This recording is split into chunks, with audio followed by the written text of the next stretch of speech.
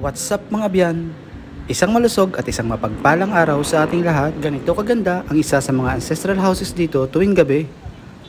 For today's video, nandito tayo sa your heritage destination mga biyan, ang Silay City, Negros Occidental. Mahigit 30 na mga ancestral houses ang dineclare ng National Historical Institute of the Philippines ay matatagpuan dito sa Silay City, at isa na dyan ang Carlos Arceo Ledesma Ancestral House na matatagpuan sa harap mismo ng Silay City Public Plaza. Kinonvert ang ilalim nito sa commercial spaces na kung saan dito matatagpuan ang McDonald's Silay. Ang ganda ng location mga biyan, at ang ganda din ng lightings tuwing gabi.